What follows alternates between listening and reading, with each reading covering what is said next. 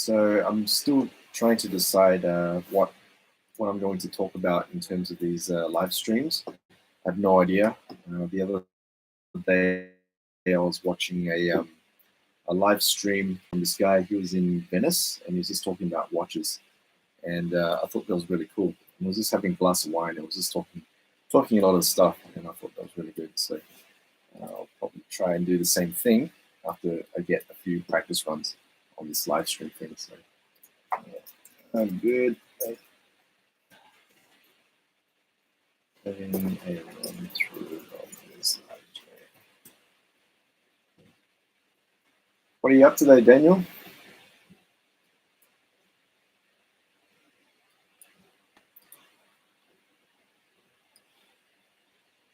So it's a bit different. So I'm chatting and also speaking at the same time. It'll be good to know what everyone's up to.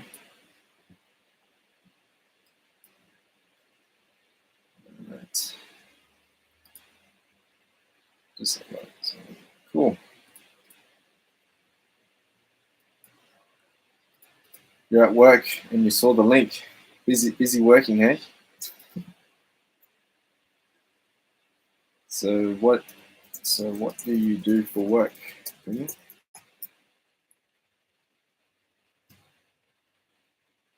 Oh, nice. So you got the 10x book by Grant Cardone. That's awesome. How did you come across the 10x book? Curious. And wondering what you're looking to get out of the 10x book. That's okay. Your buyer's agent. Okay, nice. So you're specializing in real estate and property. That's good. I'm assuming that you're probably from Australia as well, and you're looking at Grant Cardone stuff as well. So that's good.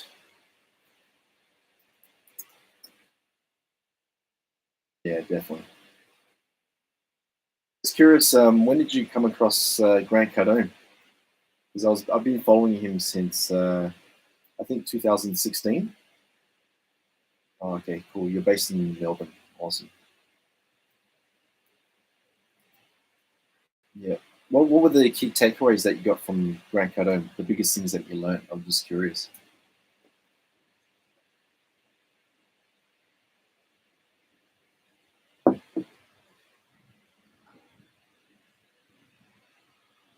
Okay, cool. So you started discovering Grant Cardone stuff last year. All right.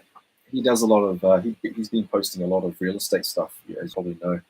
He's I followed him. I think I came across his stuff in 2016. He posted a picture of himself in front of his private jet. That's what really got my attention.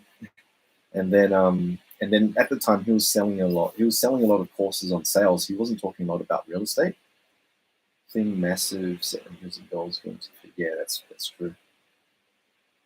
Yeah, you got to think big. You got to set unreasonable goals and go into the fear. 100%. So I'll show you. Let's have a look. I found it.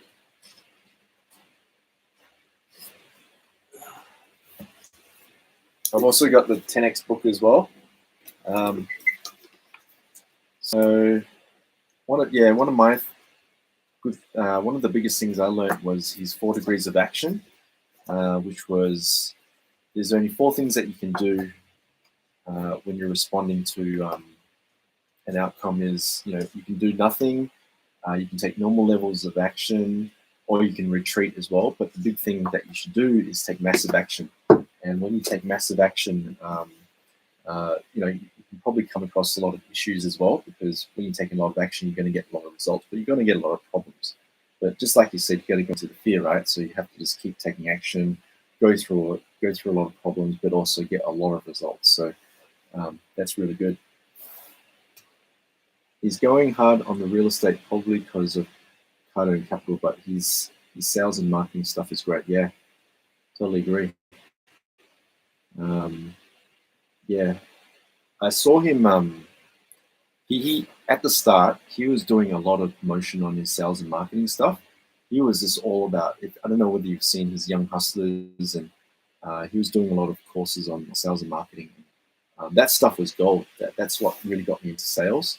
A lot about closing, handling objections, prospecting, cold calling. I saw these cold calling videos where he would just call up prospects, and he would just really just he would just overcome all these objections, and then he'll close a deal. That's what really inspired me. And then eventually he started doing other courses and stuff, but then eventually he moved into real estate when he started Cardone Capital. And I think that's where he just started making a lot of money there. And I think he just sort of like dropped off in terms of the sales and marketing. He's doing a lot of sales and marketing boot camps, but um, he's not doing the webinars and so forth in sales and marketing. He's more focused on real estate. So that's what I found. It's really good. So you're a buyer's agent. That's awesome.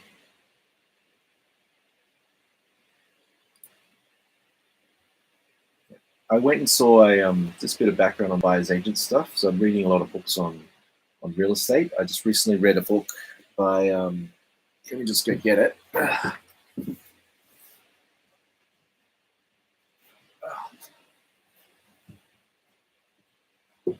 So there's a book that I read just recently called 30 Properties Under 30 by Eddie Darlene. And it's a really good book. It talks about a lot about how to build a property portfolio, and talks a lot about how to find properties and the importance of building a property portfolio. But then at the end of the book, he talks about joining his buyer's agency. So then from that point on, that is, if you want to purchase a property, 8K when you buy a property, and then another 8K after when you buy the property. So it's about between the 10K to the 17K mark. So yeah, I thought that was really, really interesting. But yeah, when I posted the video on the 30 properties under 30, a lot of people started commenting saying, oh, buyer's agency, is it good? Is it not good? I think buyer's agency is really good, because if the buyer's agent can find you a property that's on the market, that's got a rental yield between 5 and 6%, and it's good capital growth, I think it's a good deal.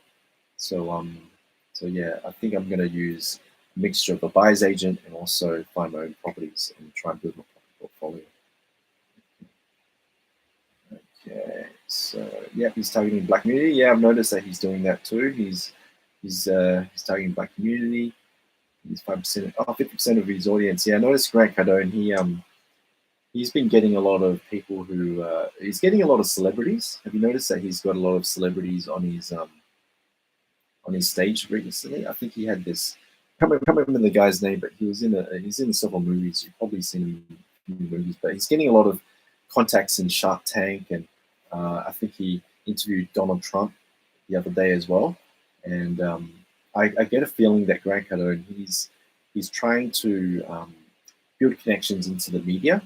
So he's trying to get into movies, he's trying to get into media, so therefore he expands his reach. That's what he's trying to do. So he's just building his connections in media. Okay, so yep, Eddie Darlene. Yeah, Eddie Darlene, he's based in Sydney. I did an interview with Eddie Darlene about 2 years ago. And yeah, I find it fascinating on how he was able to just go out there and buy properties and find it on the market. He was able to negotiate. He's got a lot of contacts in the industry. Yeah, it's worth getting the book. It's a really good book. Highly recommend it. I think you can get it for free at the moment. Just go to his website, and he's I think he's giving away his book for free, a digital copy of it.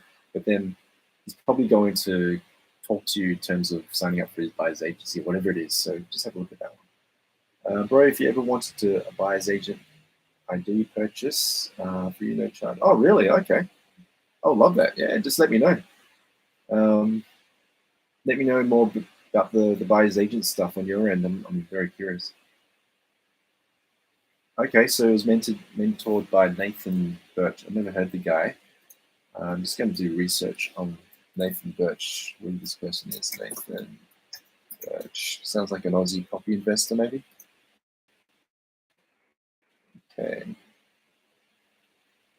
So he owns a number of businesses. Is this the guy, Nathan Birch? He owns a number of businesses. Oh, I think I've seen this guy's face around.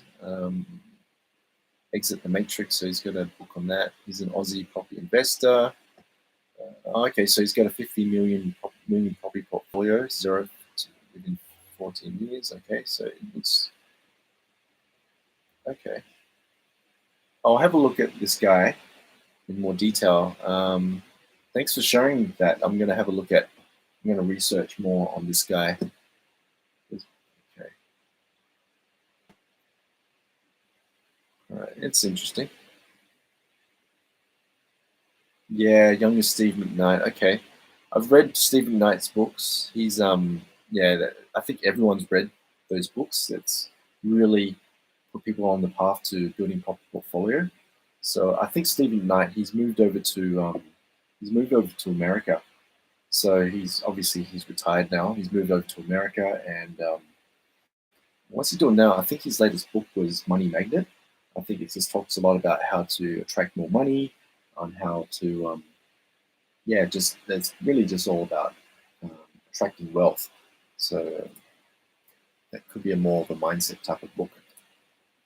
So what I'm going to do is I'm going to look more information into Nathan Birch as well, and just do some research. But so this guy mentored Eddie Darlene, eh?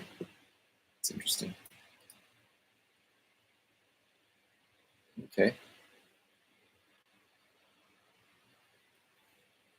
I'm not sure whether you follow Tony Robbins or anything, but if you have a look at the lineage of Tony Robbins, the motivational speaker, his mentor was this guy named Jim Rohn. And Jim Rohn, what he did was he hired Tony Robbins when he was just starting up, and then that's how Tony Robbins knew a lot about seminars, and then that's when he branched out. So it's always interesting to go after the the mentors. Oh, it's Purple Snow. Hey, Purple Snow. She's based in Japan, and usually, yeah, we play together. Okay, yep, yeah, that's right. Yeah, so so it's interesting. No worries, Purple Snow. Good luck with the broadcast. Thank you for everything. Thanks, Purple Snow. It was nice playing with you the other night. That was a lot of fun. I see that you're streaming a lot on your channel as well, and you're playing. I think you're playing Blood Hunt at the moment or something. You're not playing World War Z 100%. So anyway, good luck with your broadcast as well. Looking forward to watching your stuff too. It's really cool. Yeah, Jim Rohn's really good. I started listening to Jim Rohn's stuff. When was it? I think it was about 15 or 18 years ago. It was quite a long time when I had the old Walkman. I had the disc as well. I recorded these MP3s and put it on the disc, and I used to walk around. This is when I was living in Perth, and I used to walk around this big lake called Lake Lunga. And then I was just listening to Jim Rohn stuff, and then I was listening to Tony Robbins, Brian Tracy, all those greats. And that's when I came across ideas on how to set goals and positivity and going out there, just achieving these things. And that's when I was on the path to personal development. I'm pretty sure you probably went on that path too, when when you discovered Tony Robbins and stuff. So,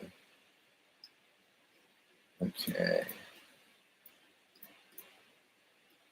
Just curious, Daniel, what's the biggest thing that you've learnt this year, Daniel? A big key takeaway that you've learnt this year. So you're asking, how did you get started in the YouTube space? Okay. So what did I do?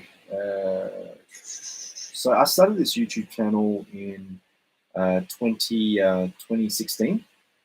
So it was around 2016. What I did was, prior to that, I was working in the Philippines. So I was there for about 5 years, and I was working for a call center there. So I was teaching Aussie 101. So I was teaching all these agents, Aussie culture, that we ride kangaroos to work. It was a lot of fun. But anyway, I went through a lot of financial problems back then, and then I went back to Australia. Had to find work, had to build my cash flow back up, and all those type of things as you do. But then eventually, I had all this time, and then I eventually decided, you know what? I like videos. I created videos in my spare time. Never had a channel. I just created some fun stuff, you know, productivity videos, all that stuff. But I decided, you know, I'm going to create a YouTube channel. I'll just give it a shot. And then I started, that's how I started. So I saw these videos of people teaching philosophy. They were just teaching just stoicism, personal finance, all that stuff. And I decided, you know what? I want to start a YouTube channel. I just want to just share ideas on the stuff that I'm reading. You know, I read a lot of books. I research a lot of material on finance, personal development, sales marketing, and I figured, you know what, I'm going to go long term with this channel. I'm going to just share everything. If I read a good book, I'm just going to summarize it, chuck it out there. You know, let me know what you think. If you like this book, fantastic, go for it. You know, I don't put any affiliate links or anything. I just like to read books on you know, all this cool stuff, and then I just like to share it and meet with people like yourself and other people who like personal development and finance as well. So, oh, thanks for that, Daniel. Yeah, um, yeah. So on my channel, I talk a lot about personal finance, sales, marketing, and real estate. You know, philosophy, anything. So I just try it, but sometimes I think to myself, should I put myself in a niche? Should I just, some channels, they just talk a lot about just real estate. They just go all about real estate, right? Which is really good. And you attract that audience of people who like real estate. And I like real estate, but I also like other topics as well. So I don't know whether I'm doing the right thing about sharing everything, or should I just niche down and just go for just one topic? But then I might get bored of that one topic. You know, I want to talk about other stuff. So I don't know. I think my strategy at the moment is I'm just going to just keep sharing stuff that I read. Just try and stay focused on maybe a few key industries and just go from there. So are you thinking about starting your own channel, Daniel? Just curious. It'd be good to. I'll subscribe to your channel. If you're a buyer's agent, you talk about real estate stuff. I'll subscribe to your channel and I'll look at what you're doing. That'd be really cool.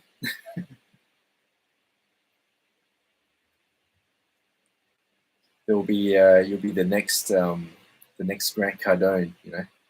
Hey guys, welcome back to my channel. In this video, I'm going to show you how you can use me as a buyer's agent, and I'm going to get you your properties and stuff. That'll be cool.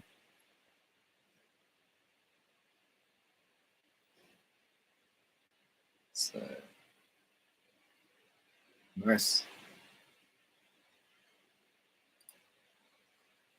Yeah, the thing with having a YouTube channel is that it takes time. I've seen people start a channel. So a bit of background is when I started my channel, I think I had about, I remember having just a couple of subscribers, and then I went up to, you know, my first 100 subscribers. And it took many, many years to get to 1,000. I only hit 1,000 subscribers after about I think it was 4 years or 5 years, something like that, something crazy like that. I think I've had the channel for about 6 years or something, or maybe a bit longer, or 7 years. But yeah, it took a long time. And I know there's people who start, they get discouraged because it's a lot of work. You create videos, you post it, you edit, um, you do another video, you post it, and then you see that many views, and it can be really discouraging. But I think that if you just keep working at it, look at it as long term. Look at something that you're really passionate about. If you like property, and you feel that you're going to talk about it for 10 years, then you know, just do it and have fun with it. But it took me a long time to build up my channel. At the moment, I'm hitting at about 2,000. I only hit 2,000 subscribers only last month. So yeah, I'm just going to keep posting. I'm playing around with this live chat, which is good, and yeah, good. We should do an interview. Yeah, why not? Why not, man? Want me to interview you, or do you want to interview me? It's up to you. What do you want to do?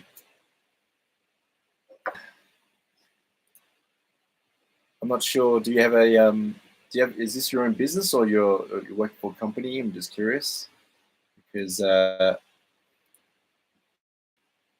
been thinking the other day. I want to get back into how do you go about creating thumbnails? Okay, that's a good question. So I use Adobe Photoshop, obviously. I have my own little templates. So you have to do research on the dimensions of the YouTube thumbnail. So I can't remember the size, the dimension size. So just go and just do a Google research on the dimensions of the thumbnail. Then use Photoshop, and then create the dimension according to YouTube thumbnail requirement. And then from that point, that's when you just go ahead and just create the thumbnails. So put in the text. One thing I've learned is that you got to have a high resolution. It has to be high in color. So if you do a research, let's say you go into YouTube and you type in buyer's agency Melbourne or whatever it is, you'll see all these videos that pop up. And the videos that pop up, I noticed that it tends to be high color. So it tends to be yellow, orange, whatever it is to grab attention. So I try and just copy that. You know, you want to grab attention and then put like big letters on it on the thumbnail that's trying to spark curiosity, and then either put your own picture on it or put another picture. So that's what I've been doing, and then over the year, and then save that template and then just refine it as you go along. And there's other things you can do, such as split testing. So let's say that you upload a video with your thumbnail and you find that that thumbnail sucks, it doesn't work, you don't get that many views or whatever it is. Then you can try another thumbnail. So just recently I created a video all about the tech layoffs. And before, when I uploaded that thumbnail, I went on YouTube and I typed in tech layoffs 2023, and there was all these videos that had these people lining up for work. And I figured, oh, okay, and those videos had a lot of clicks. And I figured, okay, I'm just going to try and just mimic that. So I'm going to have a picture of someone walking away from a company carrying a box of stuff. And that video is, I don't know, I think it's got about 200 views or something like that, you know. I did the same thing for my Europe trip video, where a lot of other people, they were posting videos of, posting a thumbnail of them standing in front of some sort of structure, and I did that. And I got about 2,000 views already, so it does seem to work. Yeah. Oh, cool, you got your own business. That's awesome. Have you tried, you're probably looking at lead generation. Have you tried lead generation using YouTube or Instagram, you know, social media and all that type of stuff? Have you tried, are you doing that at the moment, or you're not doing it? Just curious.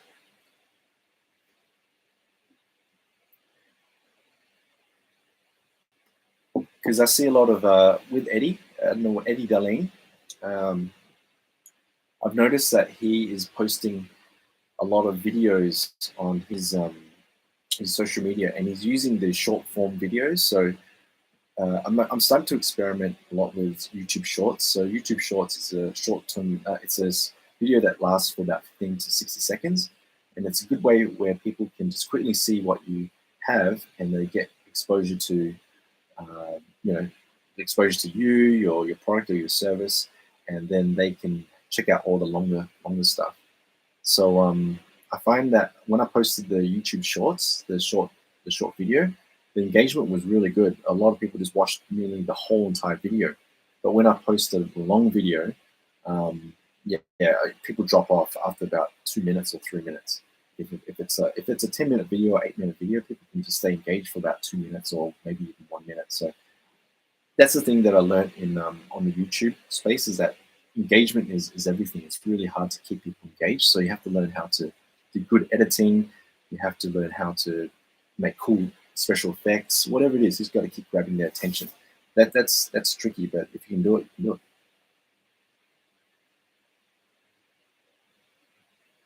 Yeah, going to start running ads on Facebook, TikTok. Oh, awesome, man. That's cool. Yeah, yeah. Facebook. I, I'm not that good with Facebook ads. Maybe you can teach me how to do that. I know how to do it, but I haven't got much results from it. I know how to do Google ads. I'm pretty good with Google ads. I was able to launch one of the. I just had this side project where I was doing videography for weddings, and then I created a Google ad for that one. I spent about $400, and I was able to get all these clicks through the website, collect all these leads. So my thing is Google ads. Made a short and it got 1,500 views. Oh, cool. That's awesome. Was that your first short that you got? That got 1,005. What was the short? I was just curious. What was it that you made? Was it just a short value add from something that you read, or was it some sort of thing that you're selling? Not too sure.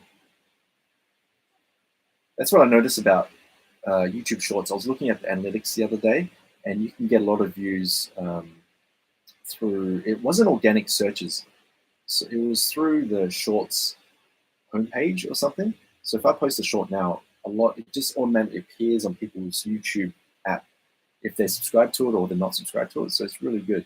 And I noticed that with my analytics that when I posted a short, it was just my traffic was just standard. It was standard. But when I posted the short, it was a massive spike. So I think shorts, you can use it as a strategy to get more views and also maybe to increase subscribers. So I think it's a good idea to create both the long form video and then also the YouTube YouTube Shorts one as well. So just today I was at a cafe and I was just doing these short films. So I'm gonna upload a short today, and just when I was at the coffee shop, just to experiment a bit more. Okay, cool. It was about property. Do you have a YouTube channel? I'm keen to check it out, mate. Or you don't have one, or you have a Instagram? I'm keen to check it out.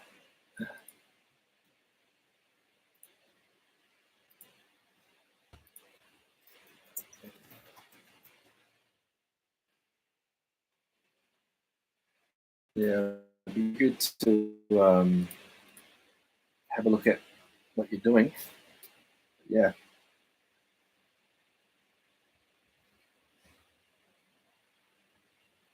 Yeah, so maybe if all these YouTube shorts work and everything, I'll probably create a long video and I'll do a tutorial on how I go about doing it, my results. Just keep sharing those type of things. Do you mind if I do a quick search for you on Google? See if I can find your Instagram. Yeah. Or I don't use TikTok. I was on it. TikTok's just too addictive for me. I go on it and then I get sucked into the scrolling. These videos is just so addictive. And then I think Facebook and Instagram is more addictive enough for me. So I'm trying to limit my social media use. So I've been using Facebook and Instagram for too long. So I wish I could just drop that, but I just can't. Need to somehow get rid of the social media for now.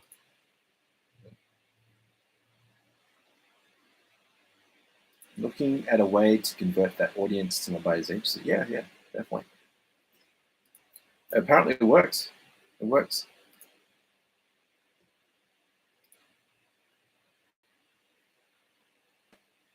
So not too sure. I don't know which one you are. There's a few Daniel Bolgers. There's a young kid. There's quite a lot of them. I'm not too sure which one yours is. I think it works. I think if you're consistent and you just keep posting, I think it does work. If you just keep on posting these small short-term these small videos with a link to your website to download a free book or your webinar, whatever it is, I think it does generate leads. So in terms of webinars, I'm experimenting with Webinar Jam at the moment. So I find that I was looking at this. I can't remember the guy's name, but he was advertising on Facebook, and I think it was a buyer's agency as well. He talks about building a property portfolio, usual stuff, and the way he structured his marketing was that he had a Facebook ad. You click on the ad, it goes to a landing page where you subscribe to his on-demand webinar, and the on-demand webinar will show you how he built a property portfolio in under 10 years. And at the end of the webinar, he pitched his agency, Buyer's Agency Club, and that was it. So that was pretty much the whole process there. Go to Facebook ad, go to the landing page, subscribe to the webinar. You watch the webinar for 1 hour, And then at the end of the webinar, there's a pitch, and the pitch was selling for about $500. So maybe you can try doing the same thing too if you like. Just do a Facebook ad. You know Facebook ad, right? And then just go to your landing page where they watch your webinar about how you're able to help your clients through your buyer's agency. And then from that point, if they're interested to join you, then please click here to book your spot. So that could be a good way to do it.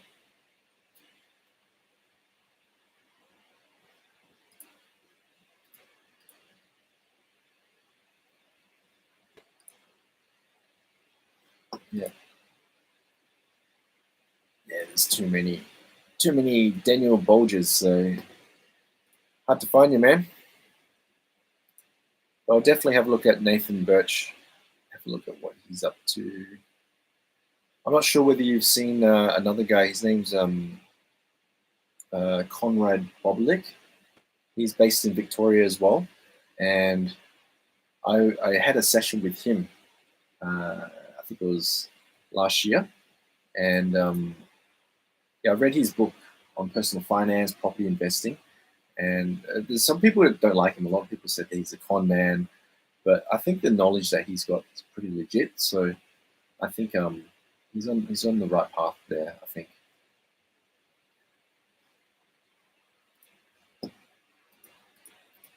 So yeah.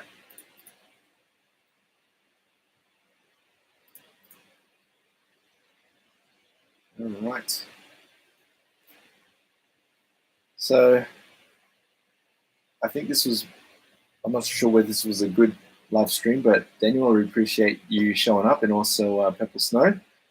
My first two people that joined my live stream. I feel so popular at the moment. But anyway, did you get the link? I haven't got any link here. So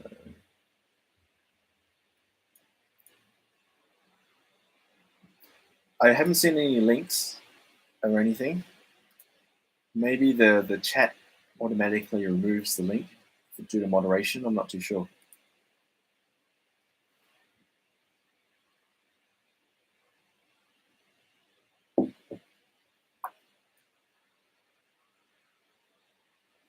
Have you sent the link?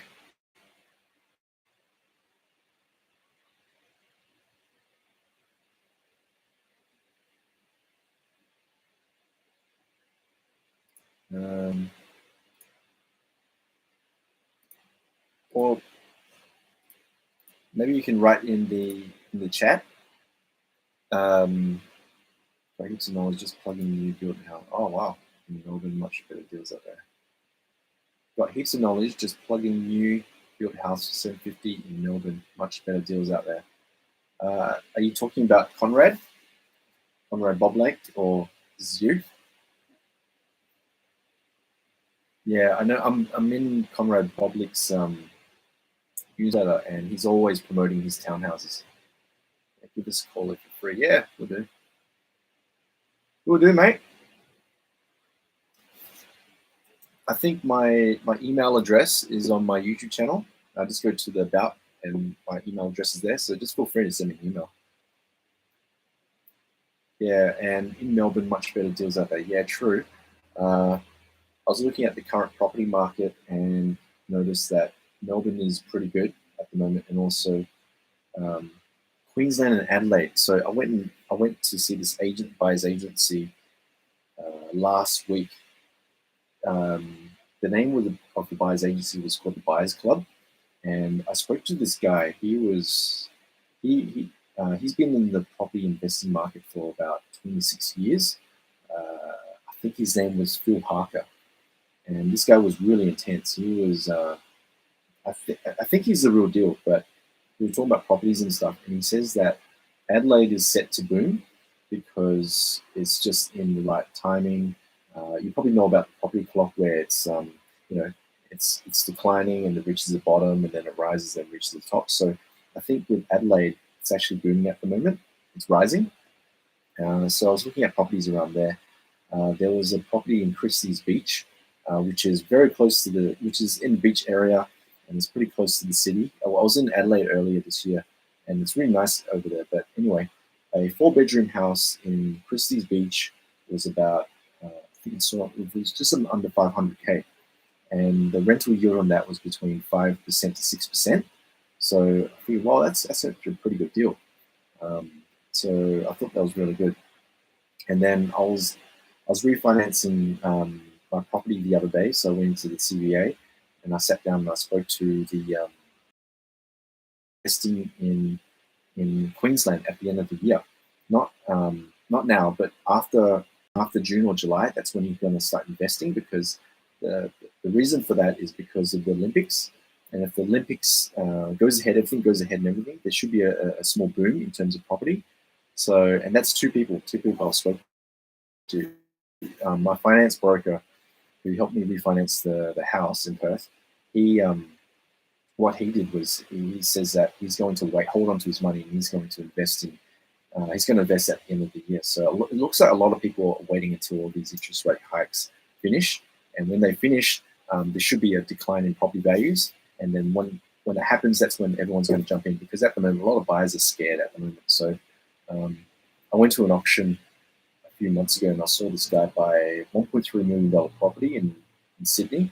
It's probably worth, last year it was probably worth about 1 million, maybe 900K or something, but he bought it for 1.3 million. And I'm thinking the repayments on that is just crazy. Sydney property price is just absolutely ridiculous at the moment. So, and this property's gone for about 2 million, 3 million, and just trying to imagine what's the mortgage payments on that is like, it's just ridiculous. You've got to have a really successful business to be able to pay for that. But anyway, but yeah, Melbourne market looks really good, and also Adelaide and Queensland. I think Perth is actually pretty good too. It's rising, so it might reach the top very soon.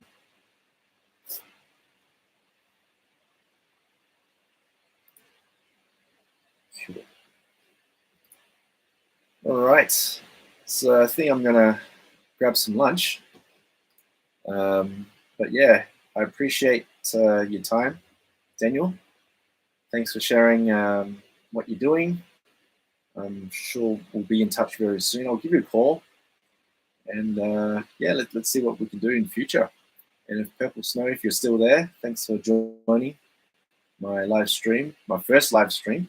I look forward to watching your live stream and seeing you online soon as well. So yeah, once again, thanks a lot for joining, and I will see you in the next one. I might do another live stream, I don't know, in the next couple of days. We'll see what happens. But yeah, it was a lot of fun. All right, thanks a lot, guys, and I'll see you guys soon. Take care.